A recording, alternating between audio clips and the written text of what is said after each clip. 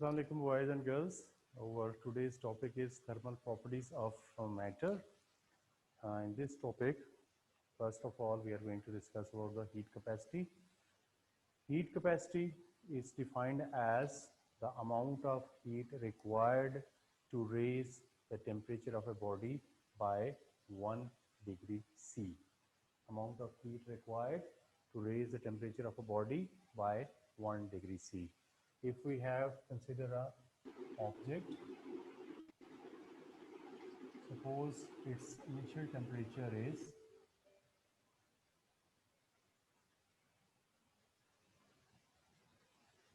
15 degrees C,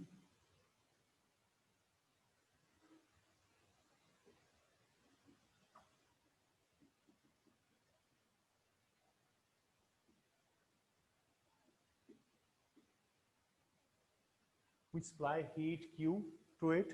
Its initial temperature is theta 1.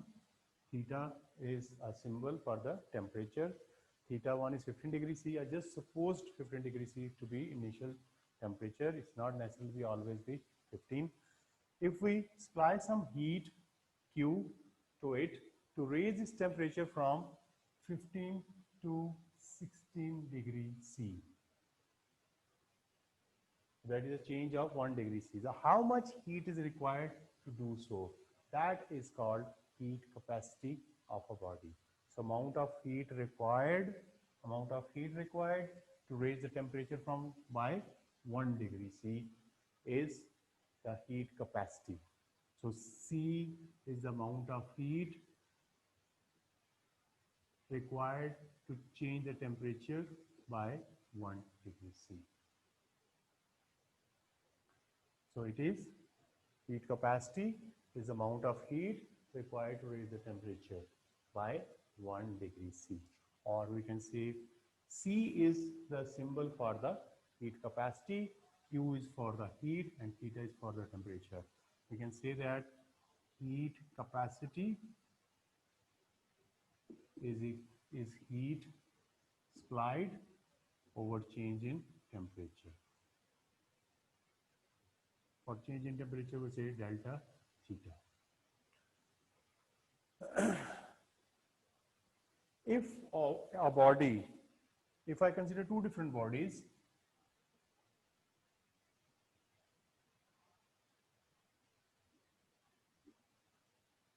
initially they are at same temperature. If one body needs a Q1 heat to raise temperature by 1 degree C, another needs Q2 degree to change its temperature by 1 degree C. The one which needs more heat to raise its temperature has more heat capacity. Suppose first object need 1000 joules of energy to raise its temperature by 1 degree C. Second one needs 1500 joules to raise its temperature by 1 degree C. So we can say that the second body has more heat capacity. The object which needs more heat to raise its temperature, has more heat capacity. Camera on hai? So the object which needs more heat to raise temperature has more heat capacity. Similarly, if I double the size, if I have two identical objects, but the second object has double the mass, then if materials are same, then the second object needs the double amount of heat to raise its temperature. If the first object, which has the same mass m, if it needs 1000 joules of energy to raise its temperature 1 degree C,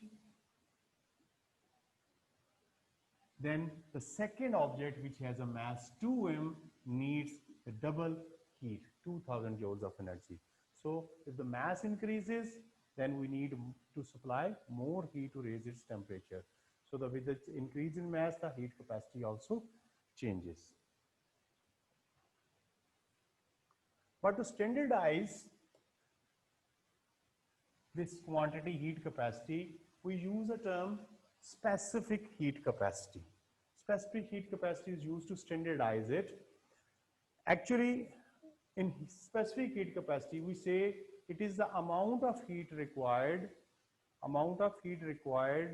to raise the temperature of a material or a substance by 1 degree C. Amount of heat required to raise the temperature of 1 kg of a substance by 1 degree C. In heat capacity, we are not considering the mass of the object. So we just say an object, how much heat is required to raise the temperature, it's its capacity. But in specific heat capacity, we say it is the amount of heat required to raise the temperature of 1 kg. We have standardized the mass. So 1 kg of a substance by 1 degree C. So specific heat capacity means amount of heat supplied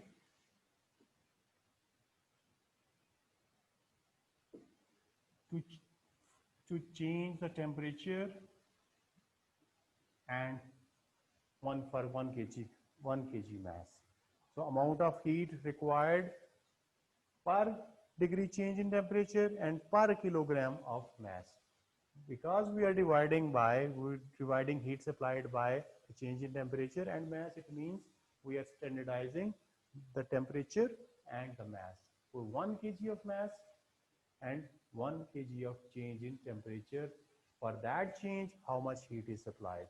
So the specific heat capacity C is equal to Q over m delta theta, where m stands for the mass of the object and delta theta stands for the change in temperature, and Q is the heat supplied. So we can say that Q is equal to mc delta theta. C stands for specific heat capacity. So specific heat capacity is defined as the amount of heat supplied to change the temperature of 1 kg of substance by 1 degree C. Unit for specific heat capacity is heat is calculated in joules, mass in kilograms, and change in temperature in degree C. So we can say joules per kilogram C or joules per kilogram K. K means Kelvin. So the standard unit for the temperature is Kelvin. So the K stands for Kelvin. So joules per kilogram C or joules per kilogram Kelvin. Both units can be used. For heat capacity, the unit for heat is joule and for change in temperature is delta theta. For the heat capacity, the unit is joules per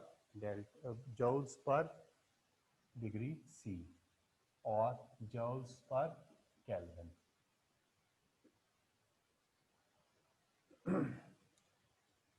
Now the substance, in case of heat capacity, we are not saying body, we are saying substance.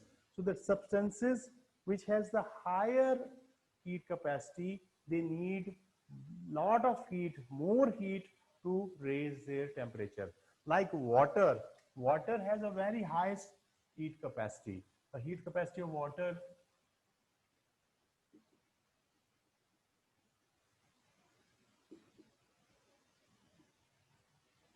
is about 4200 joules per kilogram per degree C.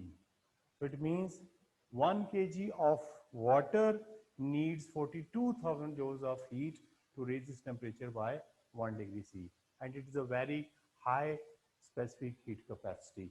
So the water takes lots of heat to raise its temperature, and once its temperature has been raised, to lower its temperature we have to extract a lot of heat as well. Metals which are used normally we are using in utensils has low heat capacity.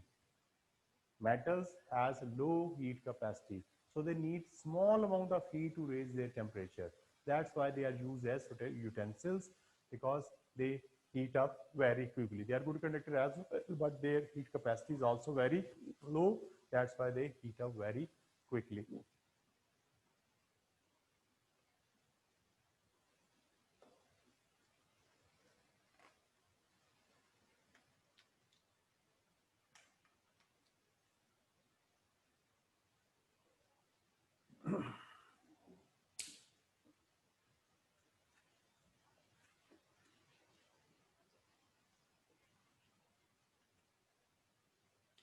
We know on supplying heat,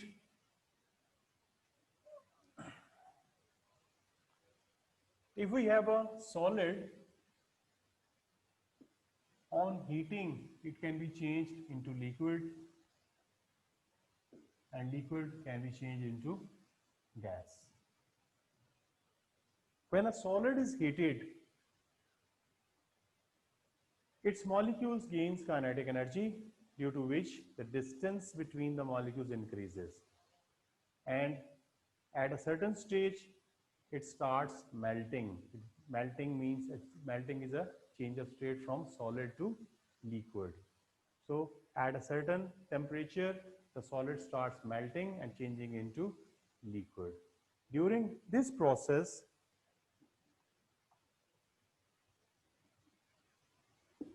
melting. What is melting? Melting is the change of state from solid to liquid by supplying heat at constant temperature. At constant temperature means melting point.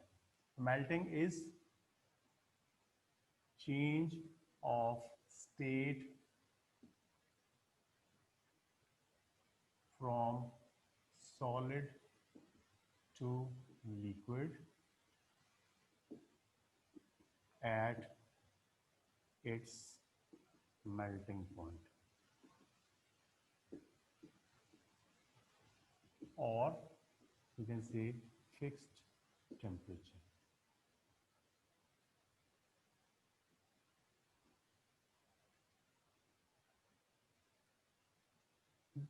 Before achieving the melting point, the solid does not melt. Its molecules are gaining energy, due to which they are vibrating more vigorously. Space between the molecules increases, and at a certain stage, the molecules break up and starts sliding within the substance. They starts moving within the substance, and when the molecule starts moving, we can say that it has turned into liquid. But unless the whole of the solid changes into liquid, the temperature remains constant. Remember, during melting, the temperature does not change. In the beginning, when we are supplying heat to the solid, the molecules gain energy, and that energy is used to increase the space between the molecules. But once it starts melting, the energy supplied is used to break the intermolecular forces between the molecules, due to which they move apart and starts moving within the substance.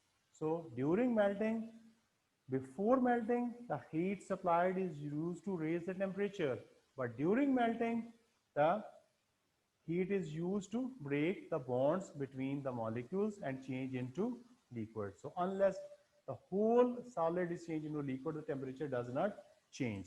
If we just draw a graph, we can say that in the beginning, if it is melting point,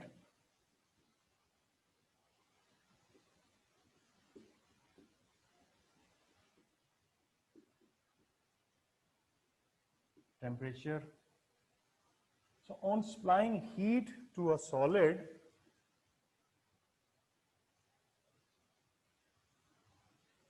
in the beginning, its molecules are very close to each other.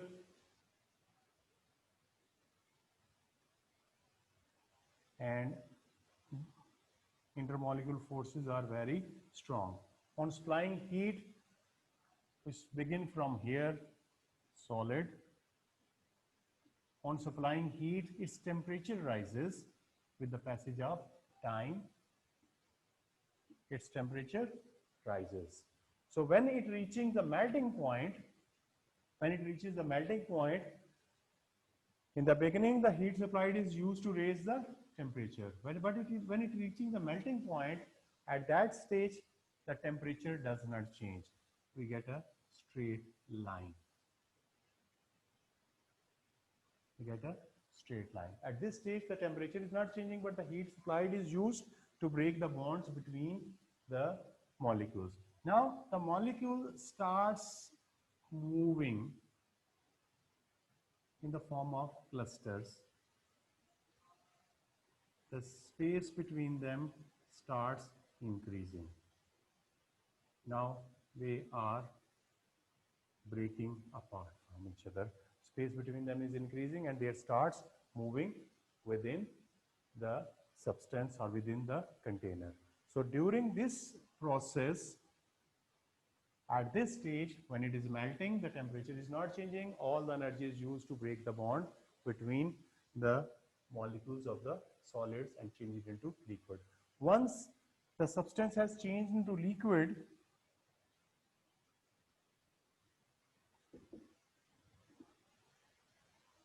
now the temperature starts rising again. Temperature starts rising because we are continuously supplying heat to it. So heat is on supplying heat, the temperature starts rising. But during this process, when the temperature reaches the boiling point,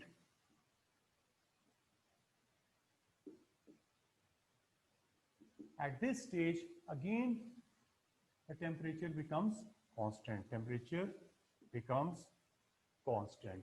At this stage, all the heat supplied is used to increase the space between the molecules, because in the gaseous state, we know the space between the molecules is much larger as compared to the liquid molecules.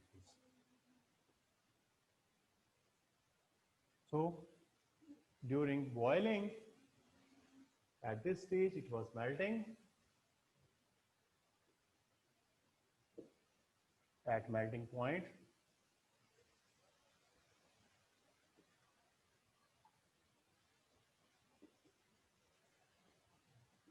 but at boiling point, when it starts boiling, again the temperature becomes constant. It does not change because all the heat supplied to the liquid is used to increase the space between. Kinetic energy of the molecules are increasing in this case. At this stage, when the all solid has been changed to liquid, the liquid's kinetic energy of the molecules of the liquid starts increasing, which is shown by the increase in temperature. So increase in temperature means the increase in the kinetic energy. Increase in temperature means the increase in the kinetic energy.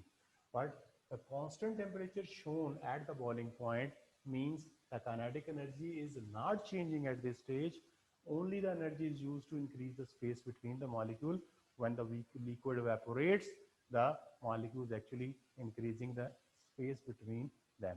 So during evaporation, kinetic energy is not changing.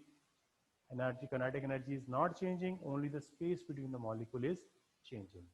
So remember,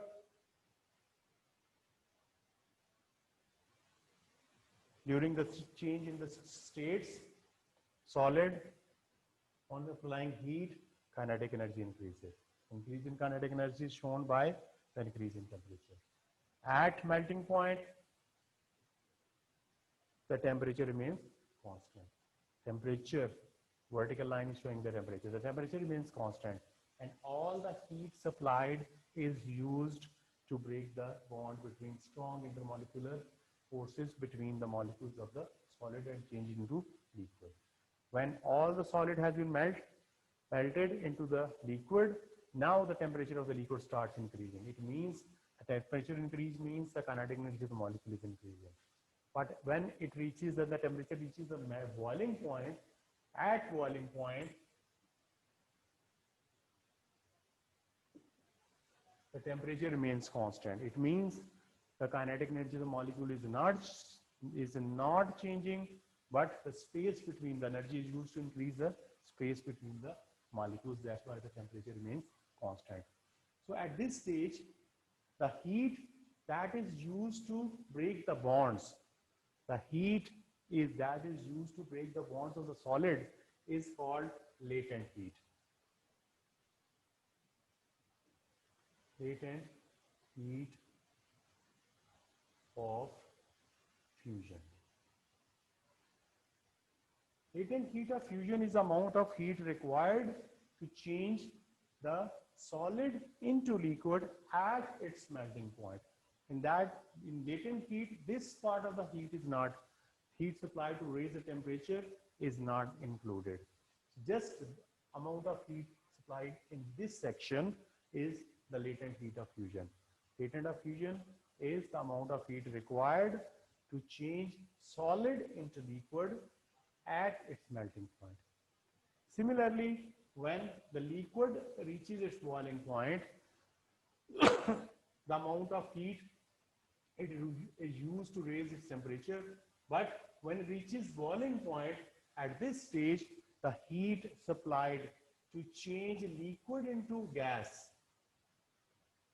liquid changed into gas, and the amount of heat required to do so at boiling point is called latent heat of vaporization.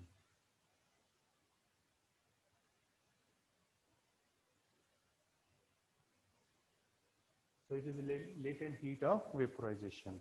So latent heat of vaporization is the amount of heat required to change liquid into gas at its boiling point, not before that.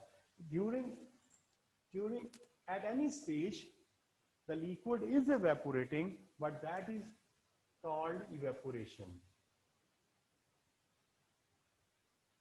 Evaporation is occurring even below the boiling point, but at boiling point, the rate of evaporation is maximum.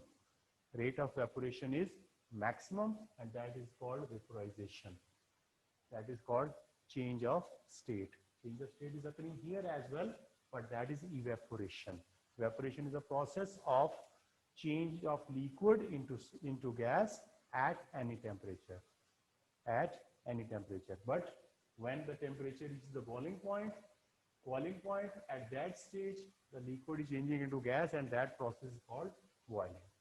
So melting is the change of state from solid to liquid at its melting point, and boiling is the change of state from liquid to gas at boiling point at constant temperature. Latent heat of fusion is the amount of heat required to change the state of solid into liquid at its melting point. And latent heat of vaporization is the amount of heat required to change the state from liquid to gas at boiling point.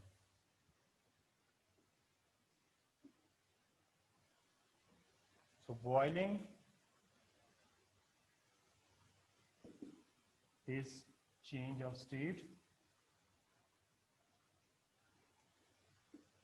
from liquid to gas at its boiling point.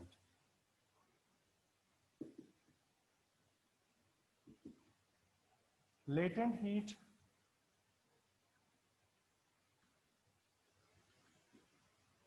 of fusion is amount of heat required to change a solid into liquid at its melting point.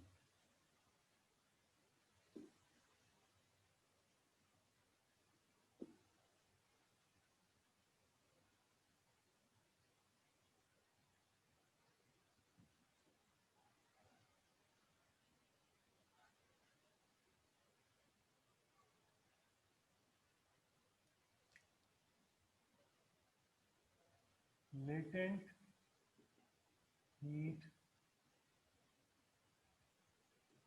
of vaporization is amount of heat required to change liquid into gas at boiling point. Remember boiling point, melting point we are mentioning here. So remember at that constant temperature how much heat is required, that is called latent heat of fusion or vaporization. To standardize these two quantities, again we use the term specific latent heat.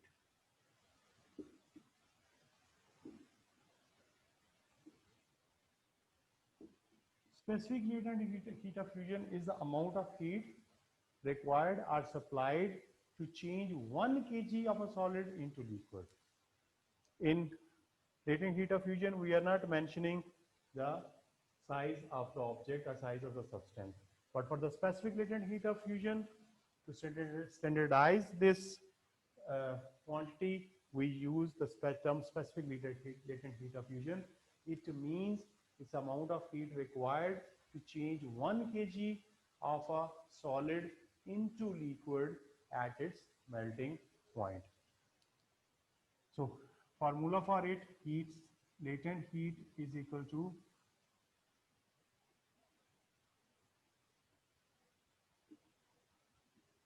so it is amount of heat. M stands for mass and LF stands for latent heat of fusion. So Q stands for the heat supplied, M stands for the mass and LF for the specific latent heat. So LF is specific latent heat. Q is heat supplied.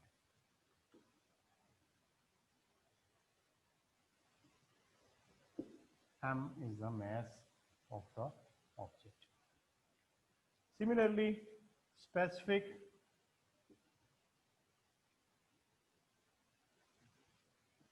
latent heat of vaporization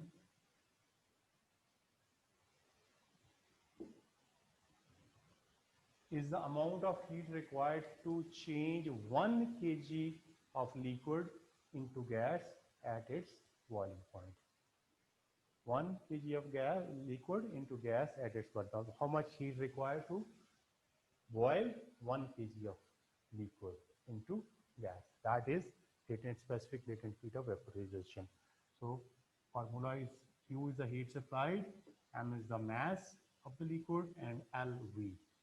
There is no difference in the formulas, only the subscripts are different. For the latent heat of fusion, we use LF, and for the latent heat of vaporization, we use LV. So Q again is the heat supplied, M is the mass, and LV is latent, specific latent heat.